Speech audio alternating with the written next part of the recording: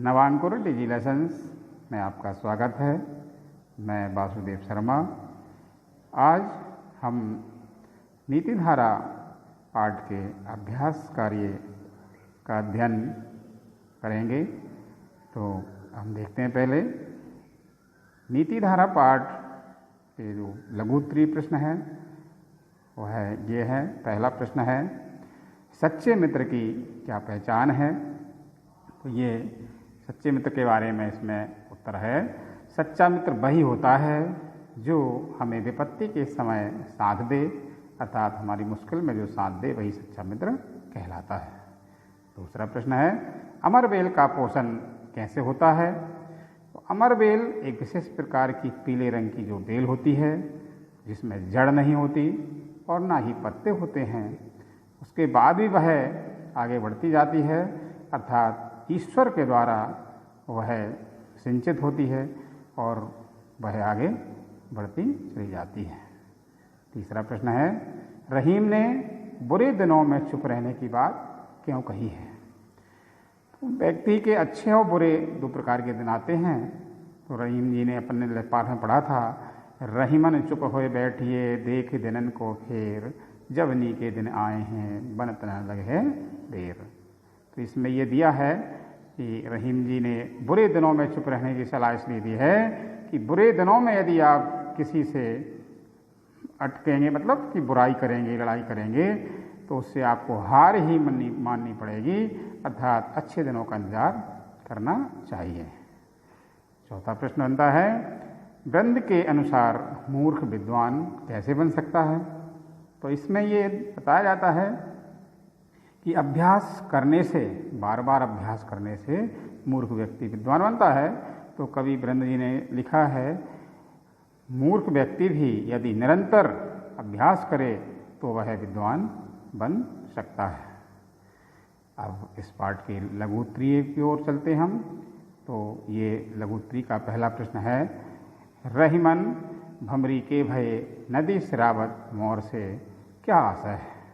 अर्थात यहाँ पर ये देखिए उत्तर आता है, रहीम जी कवि कहते हैं कि काम निकल जाने पर व्यक्ति महत्वपूर्ण बातों और व्यक्तियों का असम्मान करते हैं। जैसे भांवर पड़ने से पूर्व दूल्हा के मोर की बड़ी इज्जत की जाती है और जब भांवर पड़ जाती हैं तब उसका तिरस्कार कर उसे नदी में बहा दिया जाता है।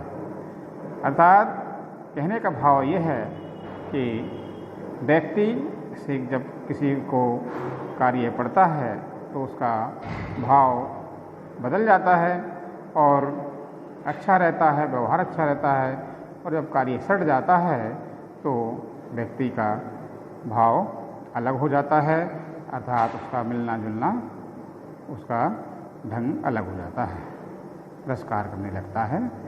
ठीक इस प्रकार बनता है। अब देखिए लिखा है, होनहार विरवान के हो चीकने पात, कवि ने किस संदर्भ में कहा है? तो ये उत्तर आता है, अच्छे वृक्ष के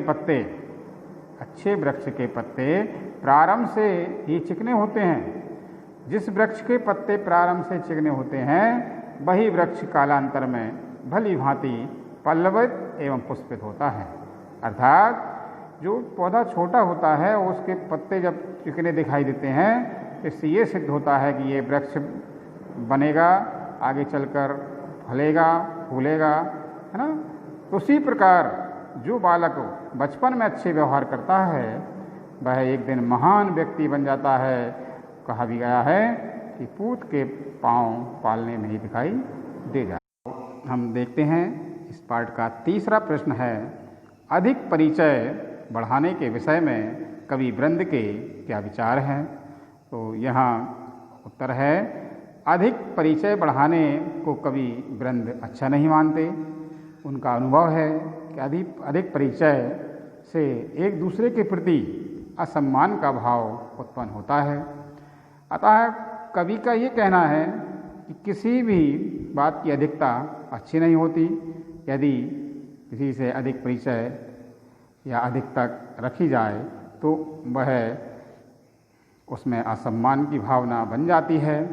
जैसे हिमालय पर्वत पर रहने वाली भीलनी चंदन के पेड़ का महत्व ना जानकर उसे साधारण लकड़ी के रूप में जला देती है।